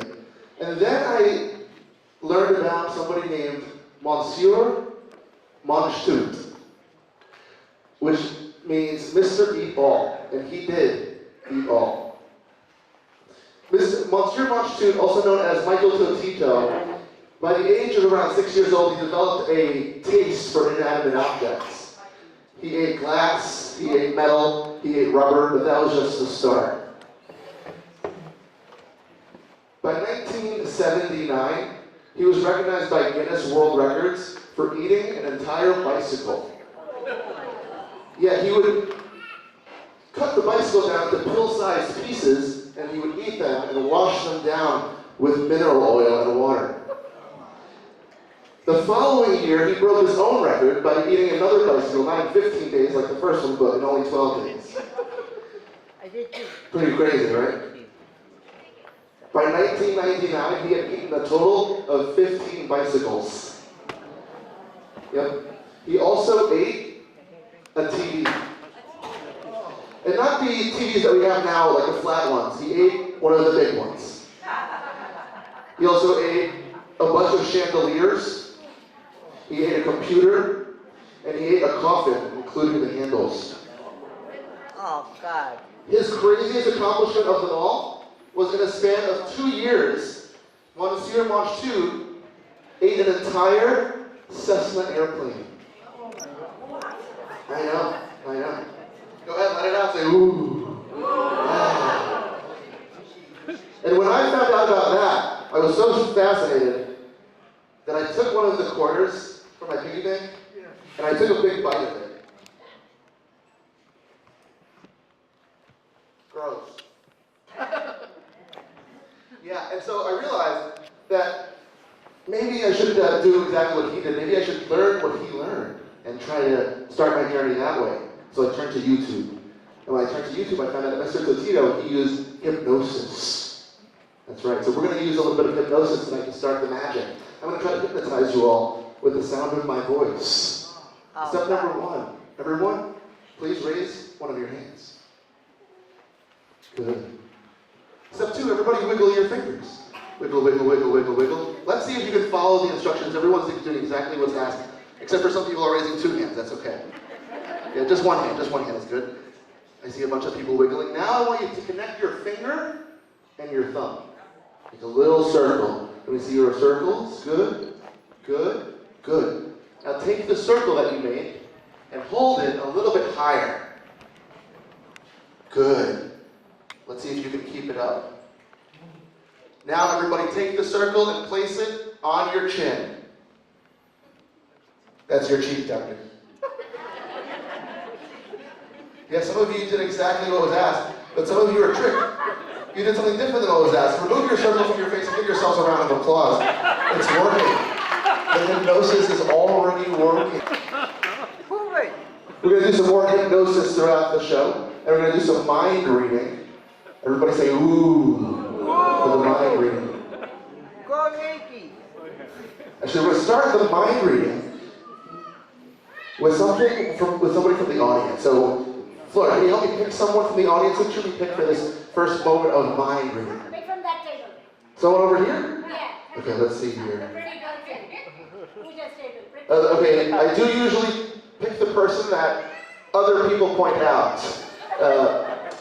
Hold on, let's try that again. We usually pick the person that points someone else out. What's your name? Yeah. Pooja, everybody, a round of applause. You can stay in your seat for this part of the show.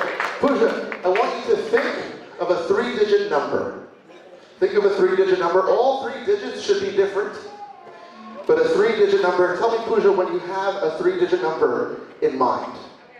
You have one? Great. Before the show started, folks, on the back of this question mark, I predicted a 3-digit number. The same number that Pooja will say. Thank you very much. You don't want to see the proof, do you? All right, tell us, what's the 3-digit number? 307? 307, that's crazy. 307 in ancient hieroglyphics. Yeah, the snake equals 3, the little sideways guys equals 0, and the beetle equals 7. Give it up for Pooja, everyone. 307. Actually, if you haven't realized by now, folks, it's not just a magic show. It's also a comedy show. Give yourselves a round of applause. And more important than the applause, practice laughing. Go ahead, practice laughing a little bit. Because we can't do any magic or mentalism yet. Right now, we have to warm up first. So can I have a drum roll, please? Okay, our music is playing over there. That should work, but is the other one playing? Can we put that volume up? There we go, I hear it a little louder. The one-handed cut. So this is the trick that I used to break the world record. It was the most one-handed cuts in 1 minute. You can clap if you like. Flip back. Get a little bit lower on this music. It's good. All right, the next trick is to flip all of the cards onto the backs of the fingers without dropping them. This could get messy. Card back. Thank you. Now for the balancing trick. One fan in one hand, one fan in the other hand. Wow. And the hard part is to balance the fan on the fan. Wow.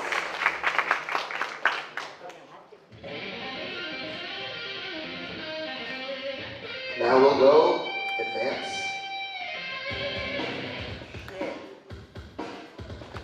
I was thinking maybe after our gala tonight, some of us could get together for a friendly game of cards. Anyone? The one-handed shuffle. The hardest shuffle in the world, dividing the deck, weaving the deck, and bridging the deck. Aerial move. And now we'll attempt to go airborne.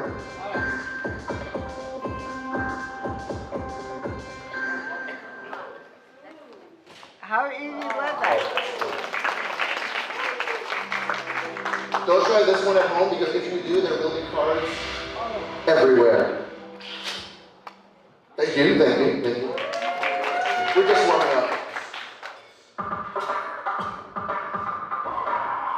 You know, some people have too much time on their hands. All right. I have too many cards on my hands, thank you. All right, we're just warming up. Here's the last card shuffle. It's the that does it. How about a bigger fan? Is it just me or is it a little bit warm in here? All right, let's make a giant fan. It's where we put one fan inside of another fan.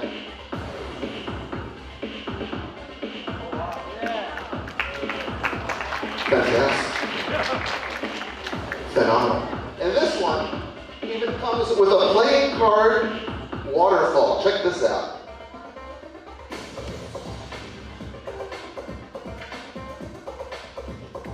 Wow. One more fan you have to see. It's the very special fan. It's a fan inside of a fan, just like the last one.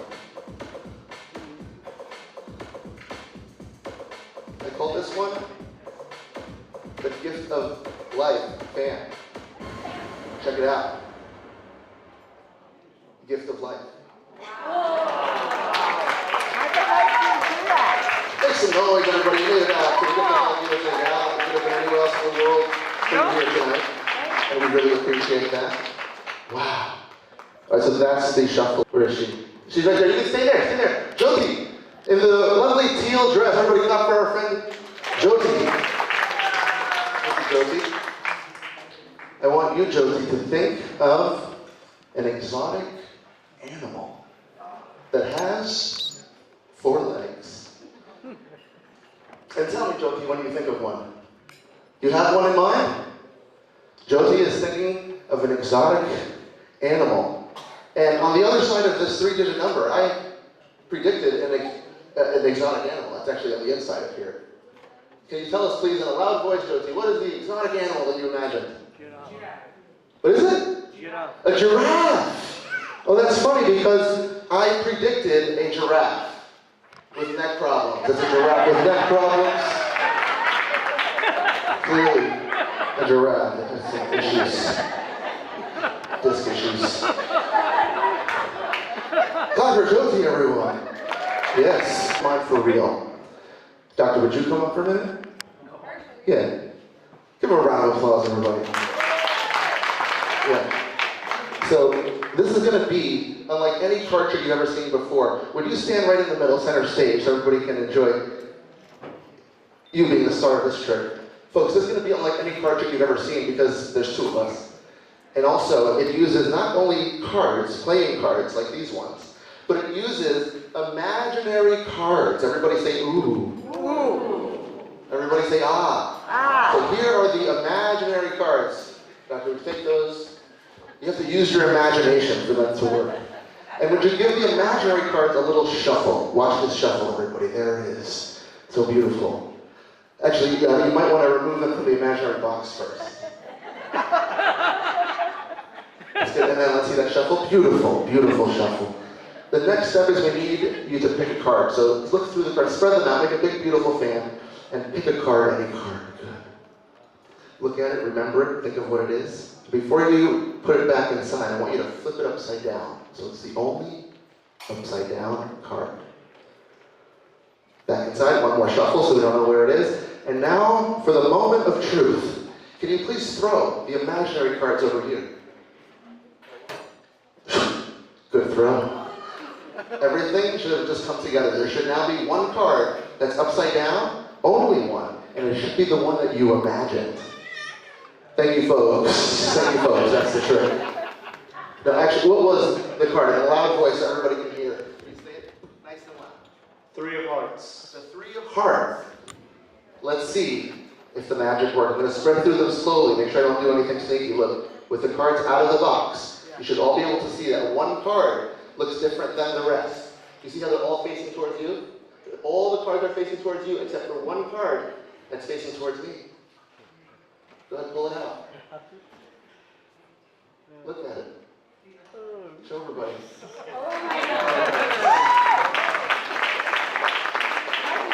Amazing. Amazing. Give him another round of applause. Such a powerful mind. If you get a letter, please make your way to the stage, all the way up onto the stage. Come on up. If you get a letter, I see someone at this table. Teams, it's up to you to spell your words faster than the other team.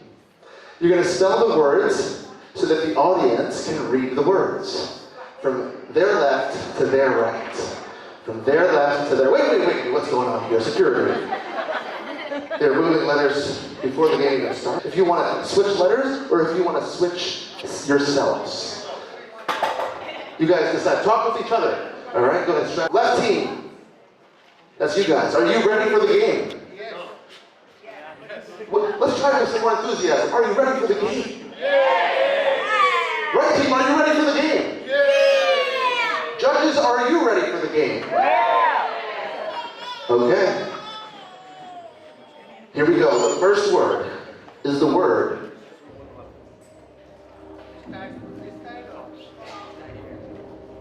spot. S-P-O-T. Let's see who spells it first. I feel bad for the kid. Who spelled it first? Was it the left team? The left team got the The O was facing the other way. The white. You're the judges. You decide. The white. The white. 2-2. Make some noise for him. Good idea on the The time. white. Okay, the next word is the word TOPS. T-O-P-S. Left team got the word. The left. Left team got the word. 3 points for the left, 2 points for the right. It's time for the next word, which is the word POST. P-O-S-T. The right team got it. This is going back to the official word of the game before the bonus round. That's right, the bonus round. Everybody say ooh. Everybody say ah. Ah. The bonus round. Okay, here it is. The final official word. It's a tie game right now. Left team, are you ready? Yes. Sir, who was it? Right team, are you ready? Judges, are you ready? Yes. The final official word before the bonus round is the word STOP! S-T-O-P! Woo! Woo! The right team has won the game. Make some noise for them, folks. Make some noise for them. But there is a bonus round. And in the bonus round, everything could turn around. Sorry. I wrote the show. I know which one is the bonus round. And here's the really crazy part. The bonus round is just one word, and it's worth 10 points. I know. And last thing about the bonus word, it is a trick word. Left team, are you ready?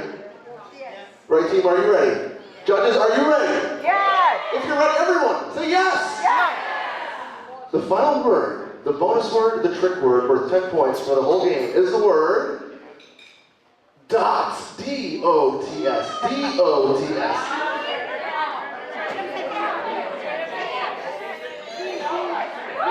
DOTS. D-D-D-D-D-D-D-D-D-D.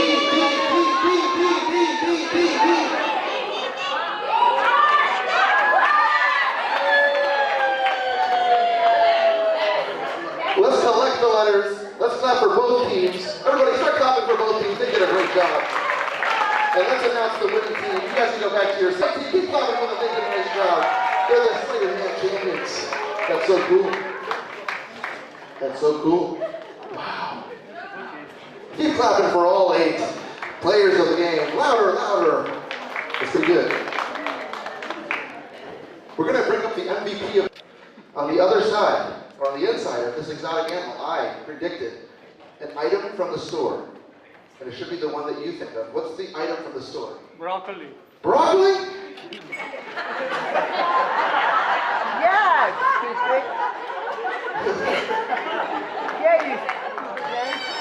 Well, that's funny because here I have broccoli. Give him a round of applause. What is it? Shaitan? Everybody clap for our friend with the vertical stretch. Shaitan. Pose like a magician, please. There it is. That's beautiful. It's a beautiful magician pose. Come on, give him a round of applause, everybody. Now, we're ready to put him into his own magician costume. It's very cool, it's very stylish, and it's very magician-like. Take a look at this. It's awesome. And we're about to introduce him. And he's going to show you some magic that he's been working on. Let's make sure his tie is on straight. Okay. Look, everybody, he's so nervous that his heart is beating really, really hard. You're funny. Please clap for him so he'll be less nervous. Yes. Watch this.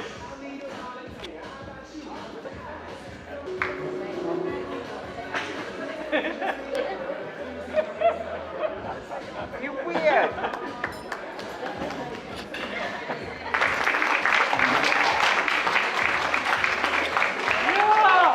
Patrick, I want you to think of someone special in your life, like a friend or a family member. Someone who is not here tonight, though. Tell me, do you have someone in mind? He does. Here's what I'm going to have Patrick do, everybody. I want you to, when I turn around, jot the name down so we have proof that you change your mind last minute. And then rip the the paper off, put it in your pocket.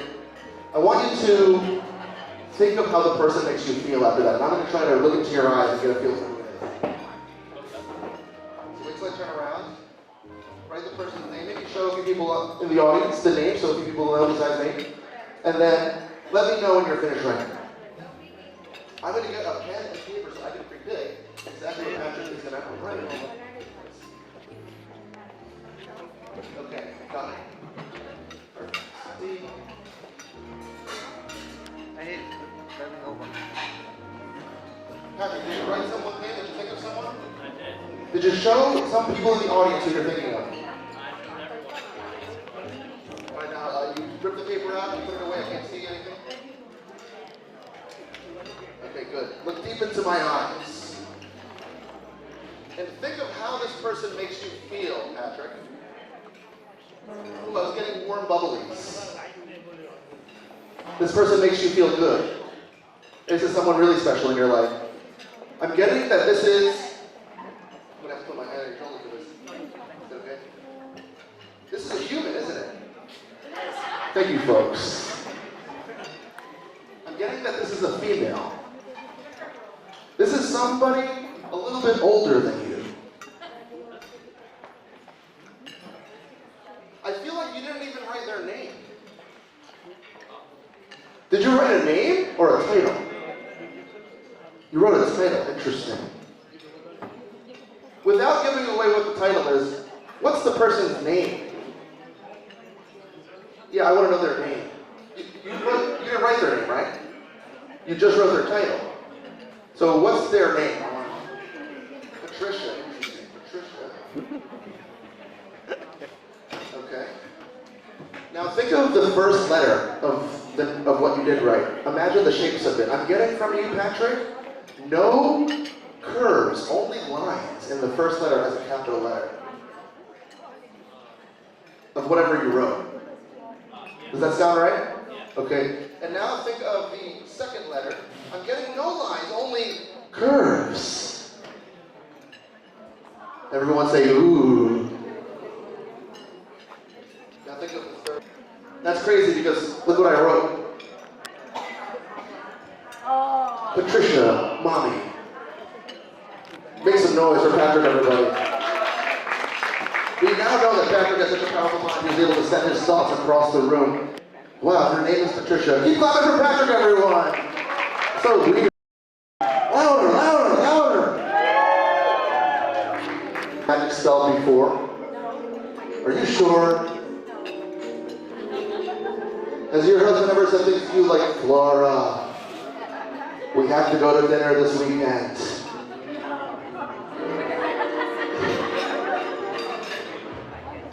We're going to see if we can put Flora under a magic spell here tonight. Everybody say, ooh.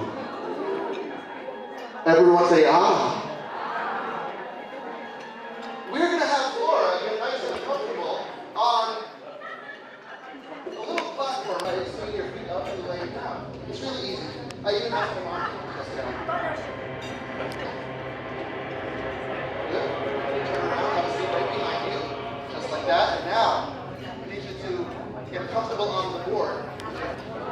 If you think that Flora is doing a great job, everybody make some noise for her. Hang back a little bit. Keep clapping for Flora, everyone. And when I push your hands down, I want you to push my hands up. Okay? Push. Yeah. Push. Good. Remember that feeling in your arms and in your shoulders, okay? Remember that feeling in your upper body. Okay, now we're going to wrap you in the cloth. Can you walk sit down? Just like that. And Flora, we are going to ask you to let your head go all the way back. Yeah? All the way back, all the way back. And I'm going to ask you to do one more thing, which is please close your eyes. And keep them closed. If Flora does not close her eyes, 6 inches. And keep them lifted, both feet, please, both feet together. Keep them lifted a little bit higher. Good, keep holding, keep holding. Keep holding, good, now lower your feet. All right, here's what's going to happen. She's getting very... She's getting very... She's getting very... A little higher, a little higher, a little higher. Keep going, keep going. Don't let go, don't let go. What's working, everybody? Make some noise for Phil. Louder, louder.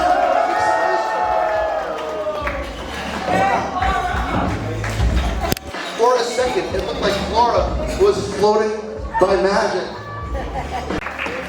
Things like grocery store items or exotic animals. You guys remember that? Yeah, and then here's what you might not remember, because we didn't do it yet. After we made someone float, we revealed a prediction that's been on stage throughout the whole show. This one, right behind here. There's a little prediction. There's a little envelope that's been sitting here on the stage the whole show. And inside of this envelope is a prediction that I made. I want to read this to all of you, so you can see exactly what I wrote here. The prediction, it's a prediction. You know it's a prediction because it says, I predict.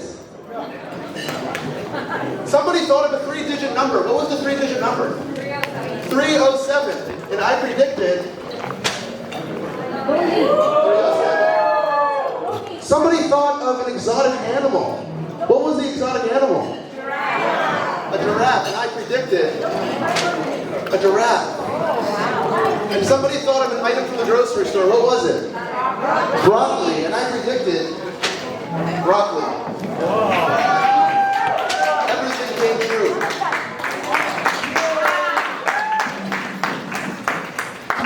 Do we have 2 more minutes? So, for shuffling cards, but I did not. So I thought I'll break a world record with cards. So when I applied to Guinness World Records, they approved my application and they sent me the rules. This was the most complicated set of rules that I'd ever seen.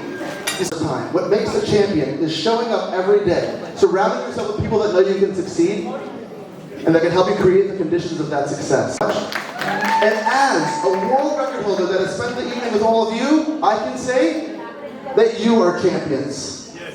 You show up every day, even when things get difficult. You surround yourself with people that know that you can succeed. If it wasn't for all of you, there would be no Gift of Life USA. So on behalf of Flora and the Gift of Life USA Gala, I want to say thank you.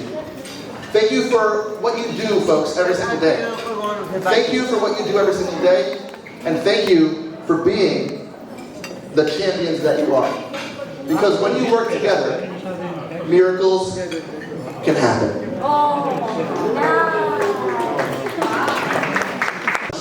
Wow. Amazing. A round of applause for Ivana. Thank you. And now for my favorite part of the evening, the grand finale. The lights are going to go off, so enjoy.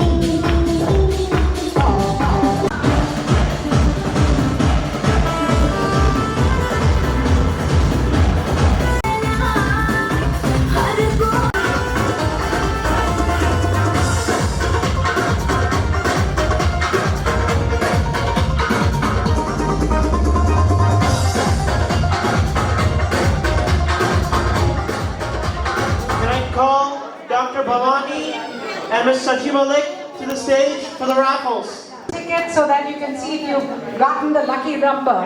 And The first one is. First one is, drum roll please. Maestro, can we have drum roll? 56068.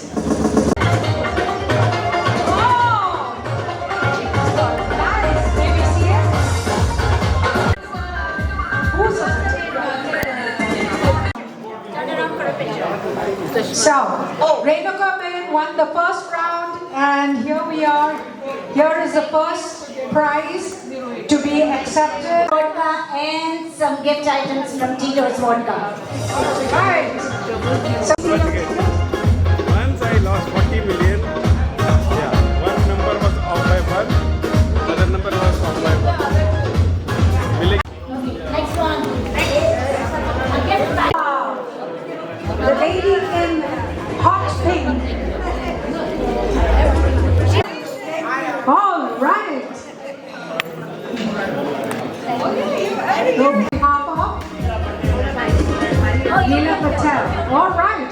So you're going to party first. Come over. Enjoy.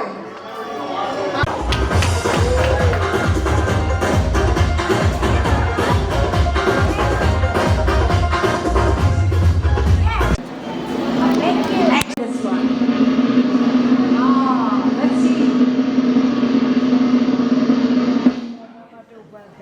345-6042.